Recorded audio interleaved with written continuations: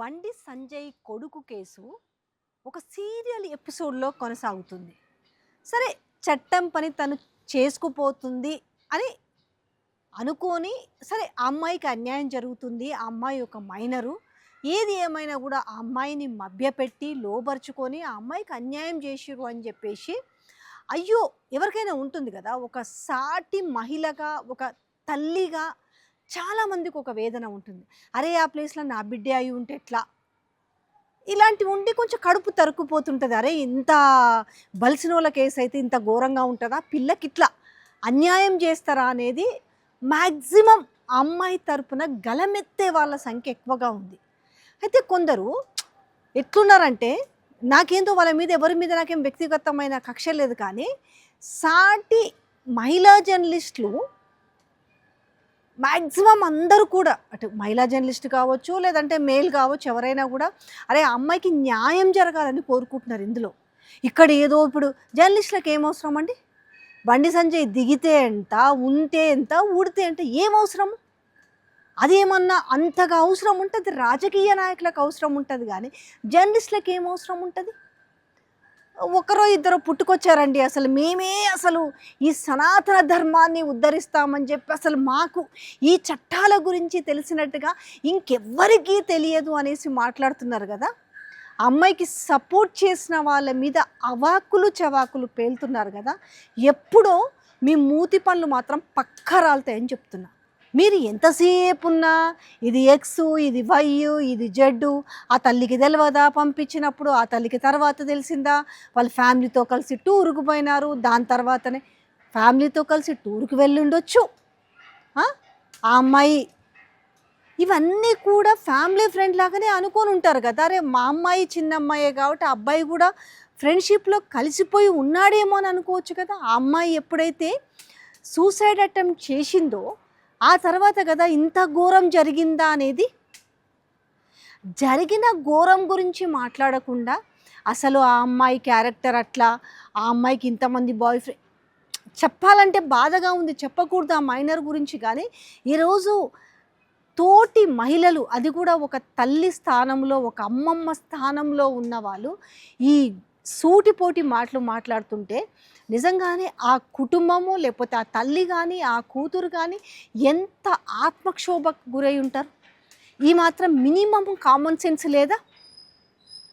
మీ దగ్గరే సాక్ష్యాలు ఉన్నట్టు ముందుంది ముసళ్ళ పండుగ అంటే మీ దగ్గరికి ఎట్లొచ్చినాయి? అంటే మీరు ఆ సదరు వ్యక్తికి సపోర్ట్ చేస్తూ, మీరు నిజంగా చెప్పాలంటే శవాల మీద పేలాలు ఏరుకుంటున్నారని చెప్పొచ్చు. ఎందుకుంటాయి? ఒక వ్యక్తికి 3 బర్త్ సర్టిఫికెట్లు ఉన్నాయని మీరే క్రియేట్ చేస్తారు, ఛార్జ్షీట్ని మీరే క్రియేట్ చేస్తారు, అమ్మాయి బోనఫైడ్లు మీరే క్రియేట్ చేస్తారు. ఒకవేళ ఆ అమ్మాయి మైనరా మేజరా ఖచ్చితంగా చట్టం తెలుస్తుంది. మ్యాక్సిమం చట్టాన్ని కూడా చుట్టంగా చేసుకొని తన చేతుల్లో పెట్టుకోవాలని చూసే వాళ్ళ సంఖ్య కూడా లేకపోలేదు కదా. మీరు కూర్చొని చట్టాల గురించి మాట్లాడుతుంటే చాలా నవ్వొస్తుంది. సరే ఆ అమ్మాయికి న్యాయం జరగాలి, ఇప్పుడు అంటే మేజర్ అయితే అయిపోతుందా? అంటే మేజర్ అయితే మాత్రం అంటే నిన్ను పెళ్లి చేసుకుంటానని, లేకపోతే మాయ మాటలు చెప్పి ప్రలోభపరుచుకొని వాడుకొని వదిలేస్తే అది చీటింగ్ అవ్వదా? అరే అమ్మాయికి న్యాయం జరగాలి అని మాట్లాడాల్సింది పోయి మాట్లాడుతున్న వాళ్ళపైన మాట్లాడడానికి మీకెవరు రైట్ ఇచ్చిర్రు? భావస్వేచ్ఛ ప్రకటన మీకెలాగైతే ఉందో వాళ్ళకు కూడా అట్లనే ఉంటుంది కదా. మీరొక్కరే ఇక్కడేదో ప్రపంచాన్ని, హిందూ ధర్మాన్ని మీరొక్కరే పాటిస్తున్నట్టు, మీరే సనాతని అయినట్టుగా మాట్లాడుతున్నారు. మీ వర్షన్ కావాలంటే మీరు చెప్పుకోండి. ఎదుటి వాళ్ళ గురించి మాట్లాడే రైట్స్ మీకు లేవు కదా. ఫోక్సో గురించి అంటే మీరే జర్నలిజాలు చదువుకొని మీరే దాన్ని కాపాడుతున్నాము, మేమే హిందుతత్వాన్ని కాపాడుతున్నామని ఆ అమ్మాయి గురించి, ఆ అమ్మాయి క్యారెక్టర్ గురించి మాట్లాడడానికి మీరెవరు? మీరెవరు? మీ ఇంట్లో మీ బిడ్డ గురించి మాట్లాడితే మీరు అట్లనే ఊరుకుంటారా? కొంచెమన్నా మనిషికి ఇంగితం అనేది ఉండాలి. మనము అశుద్ధం తినడం లేదు కదా, శుద్ధమే తింటున్నాం కదా. అట్లాంటప్పుడు కనీసంగా ఒక మనసు, అరే మన మనసు ఏం చెప్తుంది, చట్టం తేలుస్తుంది కరెక్టే. ఆ చట్టం తేల్చేంత వరకు ఈరోజు పత్రికలు గానీ, ఈరోజు మీడియా ఛానళ్ళు గానీ, ఇది చట్టం తేల్చేస్తుందిలే అనేసి ఆ వార్తని ప్రసారం చేయలేకుండా ఉండలేరు కదా! ఆ వార్తని విశ్లేషించకుండా ఉండలేరు కదా! మీరెవరు మాట్లాడనీక? మీరెవరు ఆ వార్తని విశ్లేషించడానికి అనంటే, యెస్. అది నువ్వు కాదు చెప్పాల్సింది. చట్టం పరిధిలో ఉండబడిన అంశాల గురించి ఎవరూ మాట్లాడరు. ఖచ్చితంగా చట్టంలో తేలాల్సిందే. ఏ తప్పు చేయకపోతే ఈరోజు ఆ అబ్బాయి దొరకలేదనే కదా! అబ్బాయి దొరకట్లేదు, తప్పించుకొని పోయిండనే కదా వస్తున్న సమాచారం అంతా కూడా. లేకపోతే ఇంత జరుగుతున్న న్యూసెన్స్‌కి, నాన్‌సెన్స్‌కి ఫుల్ స్టాప్ పెట్టుకుంటూ ఆ అబ్బాయి తెరపైకి ముందుకొచ్చి మాట్లాడొచ్చు కదా! మీరెవరు చెప్తారు తప్పించుకొని పోయారంటే? తప్పించుకొని పోయారా? తప్పించారా? దాచిపెట్టారా? ఇంకొకటి కూడా ఉంది కదా! మెయిన్ అతను దొరికితే ఎక్కడ డ్రగ్స్ టెస్ట్ చేస్తారు, దాంట్లో దొరికిపోతాడు అని చెప్పేసి తప్పిస్తున్నారు అనేదే కదా వస్తున్నదంతా కూడా.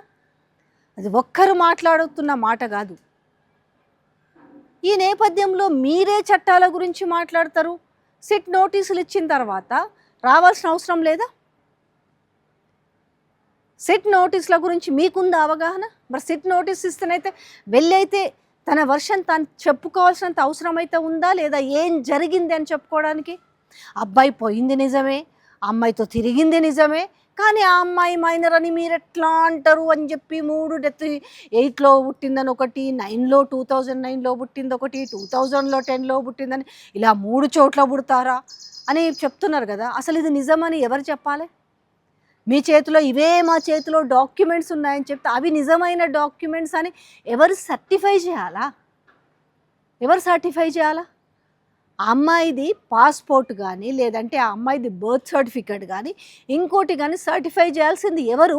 మా దగ్గర కీలక సాక్ష్యాలు ఉన్నాయి, మా దగ్గర చేతిలో ఉన్నాయి. మిగతా వాళ్ళు ఎవరైతే ఆ అమ్మాయికి సపోర్టుగా మాట్లాడిరో ముందుంది ముసళ్ళ పండుగ అంటే ఏమీ ఉండదమ్మా. ముసళ్ళ పండుగ ఎప్పటికీ కూడా ఒకటి న్యాయం జరగాలనే కోరుకుంటున్నారు.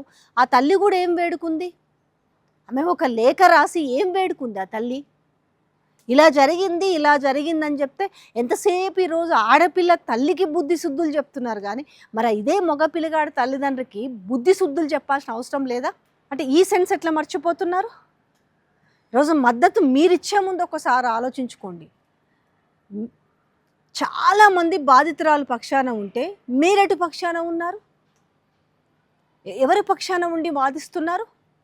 లేఖలో ఆ తల్లి చెప్పింది, ఆ బిడ్డ మైనర్ కాకపోతే నా బిడ్డ అంటే ఆమెకు తెలియదా? చట్టాల గురించి మీకే అవగాహన ఉంది కానీ ఆ తల్లికి ఏమాత్రం అవగాహన లేకుండానే ఉంది. ఆ తల్లి చట్టం గురించి అవగాహన లేకుండా బిడ్డ మైనర్ కాకుండానే మైనర్ అని చెప్పుకొని ఆమె గంటల కొద్దీ పోలీస్ స్టేషన్లో ఉండి ఆమె బెదిరింపులకు పాల్పడి ముందు జరిగిన దాన్ని ఆమె సవివరంగా వివరించడానికైతే మధ్యవర్తిత్వం చేసిన వాళ్ళ దగ్గరికి పోయింది కదా. బండి సంజయ్ ఇంటికి కూడా పోయింది కదా. ఇంకా చెప్పాలంటే వీళ్ళు చేసిన ఘాతకాలు చాలానే ఉన్నాయి. మీ దగ్గర ఫాల్స్ ఇన్ఫర్మేషన్ ఎంత ఉంటుందో మాలాంటి నిజాలు చెప్పే వాళ్ళ దగ్గర నిజమైన ఇన్ఫర్మేషన్ కూడా ఉంటుంది. మేము కూడా అమ్మాయి మైనర్ కాబట్టి ఎంతవరకు చెప్పాలో అంతవరకే చెప్తున్నాము, ఎంతవరకు ఏది గోప్యంగా ఉంచాలో అంతే గోప్యంగా ఉంచుతున్నాము.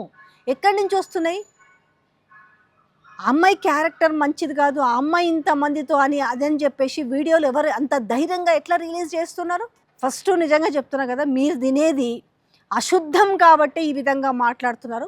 ఒకసారి బాధితురాలి పక్షాన ఆలోచించి చూడండి. మీరు సపోర్ట్ చేయకపోయినా ఒకటి, కానీ ఒకసారి ఏం జరిగింది, ఏం జరిగి ఉంటుంది, ఇందులో వాస్తవం ఎంత అవాస్తవం ఎంత అని తెలుసుకొని మాట్లాడగా నోరు ఎట్లుంది కదా ఉంది కదా అనేసి మనం బాగితే తర్వాత పళ్ళు ఏ విధంగా రాలయాలో ఆ విధంగానే రాలుతాయి.